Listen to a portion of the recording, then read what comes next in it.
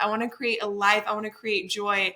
And when you can like really tunnel vision on your sacral chakra of what you want to create, that expression can really help. And that's helped me to like paint my body or do lots of painting and be able to be like present in my body and just start to be like, this is self-trust too. I'm trusting myself to feel worthless.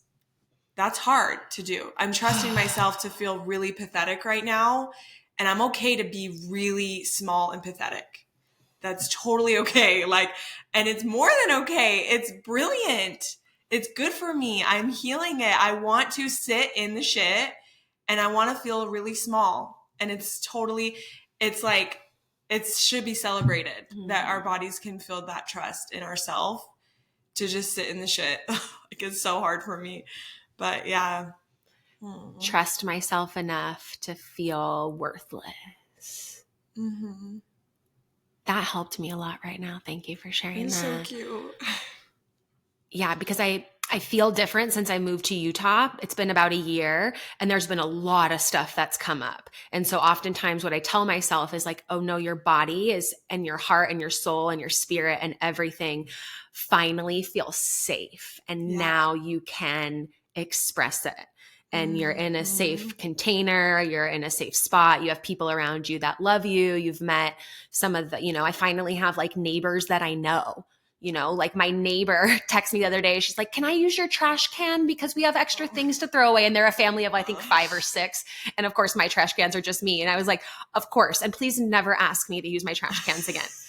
And like just knowing to have that energy, and feel like you're home and landed. I feel like that's why a lot of this has been coming up, because I'm like, oh yeah, you're not. When I lived in Austria, I was working so much on all these different stages, doing events all the time. There was like no time to feel, or at least I didn't know how to create the space to feel what I needed to feel. I didn't know how to like activate my emotional metabolism then. It was like I just had to like stuff it down. I didn't even know I was stuffing it down, I don't think. It was just like on to the next show, on to the next video, event, whatever it was that I was doing. And then in 2020, I moved back to America. And then I was with my parents for 9 months. And of course, I'm in my childhood home. There's just like so much that's coming up, And then from there, I moved back to Southern California a bit and then found my way here. So I think even like the trauma of being like stuck in Austria during 2020, not knowing if I was ever going to be able to come back. My flights kept getting canceled. And then coming back and being with my family, but still not feeling, I don't think I felt fully safe to like and so now I just, I feel like you said, I trust myself enough to feel worthless and not good enough and sad and angry and pissed and annoyed and all these things that are part of like the full spectrum of rainbow of emotions that we're supposed to feel. We're not supposed to feel happy and joyful. And, we get to choose that, but I know it's not always going to be the default feeling that comes up because there's other things stored and there's other things that need to be like opened. And that's why I also love this podcast, because it allows me to share and talk it out. And then also, with somebody else, be able to have these conversations of like, so yeah, when you said that, that was really like because yesterday was like one of those days where I was just like messy as fuck. I relate with that since I moved in with my boyfriend, because we both didn't really have time to grieve our exes, or like he was married for 16 years and it's just a grief. It's a literal death. It's like his whole adulthood is conditioned to like be with that woman. And so it was really hard, the amount of like sadness and grief and suffering I saw in him, but just, it doesn't affect me. Like when you're in a really healthy relationship, you don't have to sweep in and what's the matter? And are you okay? What can I do for you? It's like, this is so his own deal. And I will be there to love him and comfort him when he needs it and when he comes to me. But a lot of it, it's like we keep our healing pretty separate. And it's been really good for us.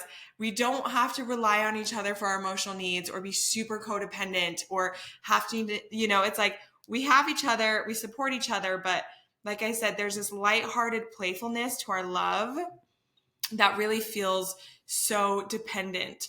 And we're not codependent on each other. We're just interdependent, and it's helpful and it's healthy, and it doesn't feel heavy or weighed down or, oh, he's so sad and grumpy and what can I do for him and how should I help him? It's like we are so like individualized and so whole and complete on our own that it never feels like this weight of like, if I'm not happy, the whole house isn't happy. It's like, if I'm not happy, we all celebrate my sadness. There's nothing wrong when I want to cry. It's like totally healthy and normal. And especially I've realized that being with Aaron, because he's a dark person. He has a dark emotion. Like he's so dark compared to me. And I love it. He's this tortured artist. He's just this like moody artist and makes his music brilliant. Mm-hmm. And he's just tortured over there. And I'm like, I love that for him. I don't have to fix anything or correct it or make him upbeat and happy. It's okay for him to be grumpy, man, sometimes. Like I don't ever look at any emotion like one so much above the other. It's just been I regulate my emotions and he regulates his. And it's not a burden on me to make him happy. And it's been really interesting and healthy because growing up in this Mormon household, it was just so not that case. And it's like happy wife, happy life. And if mom was sad, the whole household had to suffer with her, you know? And so it's really been hard to kind of balance like that toxic positivity that can just be underlining weird like optimism that's taken too far. Like I feel like I do gaslight myself sometimes. I'm not always present or honest with my emotion. And I looked up the root word of honesty, and that comes from the Greek root of hone. It means to hone in. And when I thought of that, I was like, honesty is really just to hone in on what is. And what is right. And when we stop trying to make anything in our life wrong or stop trying to not be content and happy with it, there's nothing that could be wrong. There's no possible thing that could go wrong. Everything is divinely for us. And so when I'm honing in on what is inside of me, when I'm honing in, I'm like, oh my God, I'm finally honest with myself. I am still struggling with shame. I am still feeling worthless. I am still grieving my ex. I am still really missing the Mormon church. That's all part of my identity too. And it's been really healthy to just be like, I don't have to like throw the baby out with the bathwater and be like, oh, I'm not a Christian anymore. I'm an atheist. It's like, no, like I am a Christian. I believe in God. I have all of these spiritual and religious beliefs still, but in a lot healthier container for myself.